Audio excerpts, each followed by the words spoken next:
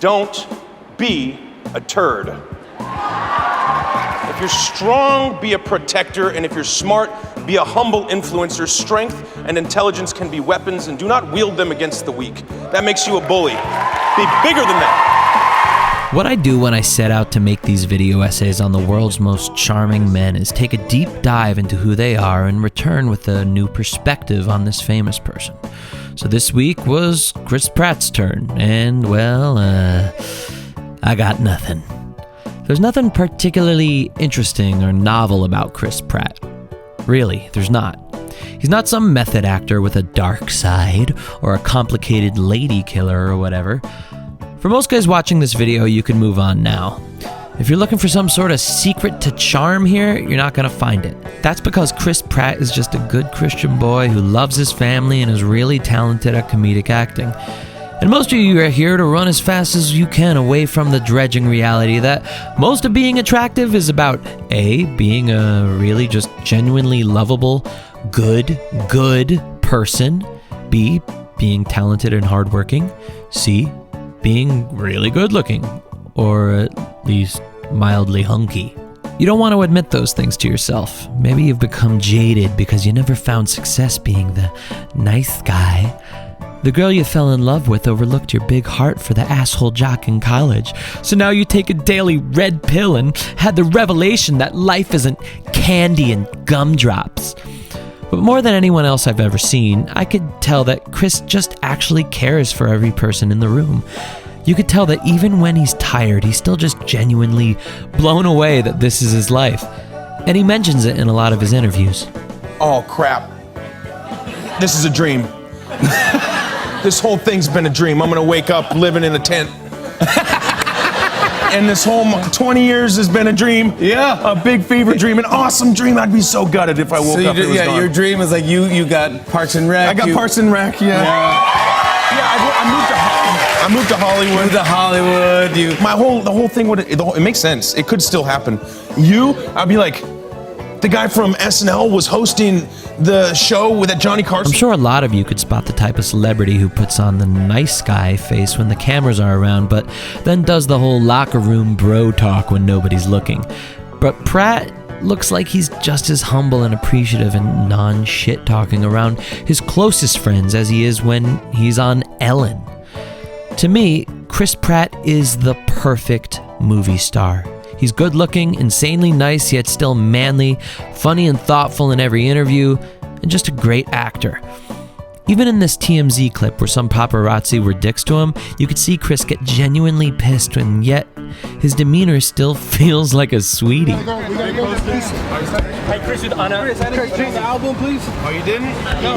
You have to buy one for me. Chris, come on, Chris. You're cussing me out now. No, not you. One of the guys. You should be nice. You got a cross on your chest, man. You're cussing me out. No, I just made you guys a bunch of money right now. No. Come on, man. Don't be a jerk. I even looked back at interviews from 5 or 6 years ago, before movie star status wasn't even a realistic thought in his mind. Actually, I changed my mind.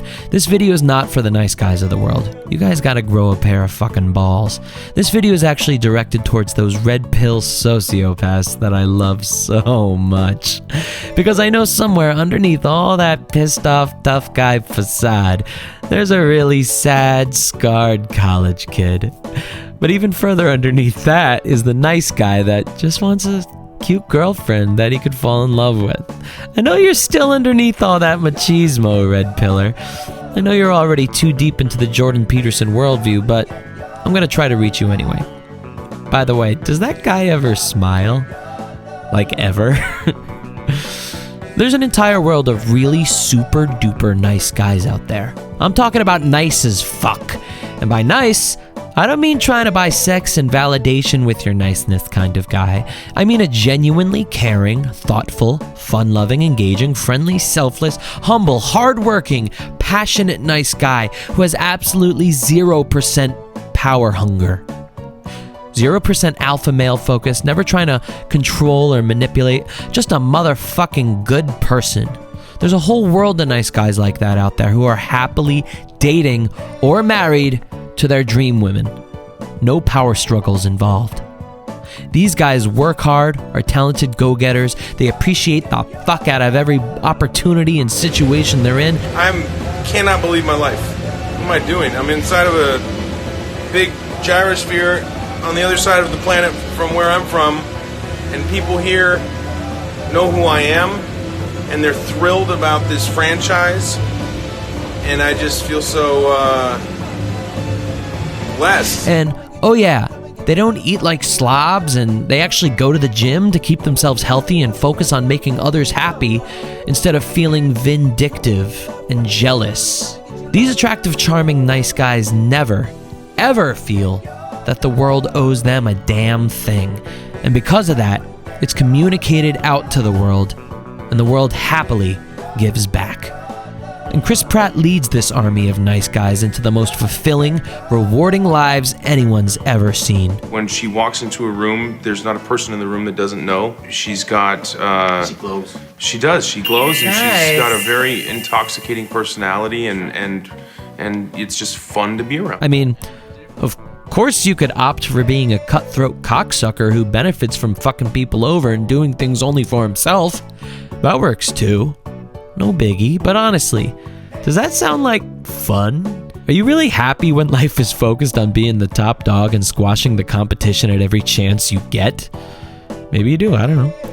You chat with those people and you could see the emptiness underneath. There's really nothing there anymore.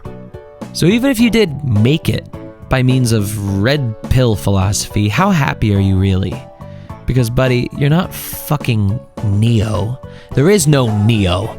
There's only this world, and the values you were raised with, they might have some gosh darn merit. Sure, not all of it, but being a genuinely caring, selfless, humble charmer is never gonna go out of style, and is always universally loved. Also, if you're still adamant that women like assholes, then you're right. Superficial, conniving, hot women, yeah, they like assholes. And loving, thoughtful hotties, they love nice guys. Always remember this, my dude. Like attracts like. Shit attracts shit. Happy attracts happy. Attractive attracts attractive. Happy and attractive attracts... All right, you get it. And there's this proposal where, you know, I'm get down on one knee and I present her a ring, and this was a gal that I was like crazy about her work, and I met her and I was like, oh my gosh, I couldn't keep my eyes off her. I knew where she was on set all the time. Like an actor to actor, you had a crush on her. Yeah, I kind of had a crush on her, and then we, you know, wrapped the movie and we started dating, and now we're married in real life, which is kind of cool. The nice guy. It's only the bravest of men who are daring enough to risk that title. You're not smarter than nice guys. It's the veil that's been draped over your own eyes. Because if you look at the people who are teaching you these philosophies, can you tell if they're actually happy? I mean really happy. I'm talking laughing, joyful, smiley, not angry, cynical, and belittling all the time. Because I promise you, that shit eats at you, man. And if you need someone to talk about this, I'm here for you, buddy. I'll help you through anything you need. Now, who's happier? The red pill psycho that knows the truth, but has never laughed a day in his life and is just angry all the time? Or the blue pill guy who leverages what he's been given and becomes full of joy in the process? Okay, instead of finishing this video off in some clever way, I just want to end it with a clip from one of Chris's interviews. I want you to see how Chris has stayed the exact same guy on the inside, even from the start. You could tell he's never once sliced someone's throat to get where he is. If anything, he's probably gained more success from lifting others up. I disagree that talented people are nice to be around. I think no, I'm serious, and especially when they're number one on the call sheet. I think that it's the truth. Most of the time, when someone is really talented and they're the top dog actor, the first name that comes up on the screen, basically Amy's position on this, they're not always nice. And the fact that you are, and the fact that you've made everybody feel good and you always laugh at jokes, I've never seen you in a bad mood. It all rolls downhill. Like this whole family vibe and everyone getting along well, it comes from you. It has always come from you. Thank you for watching this week's video. If you have suggestions, put it in the comments as always, my baby boy. If you want to see how you compare to Chris Pratt in terms of charm, take the iconic Bachelor test at bachelortest.com. bachelortest.com, and you'll get your score. Then you can send it to your friends and see how they compare to yours. After you take the test, you'll have the option to get the audiobook, Iconic Bachelor Masterclass.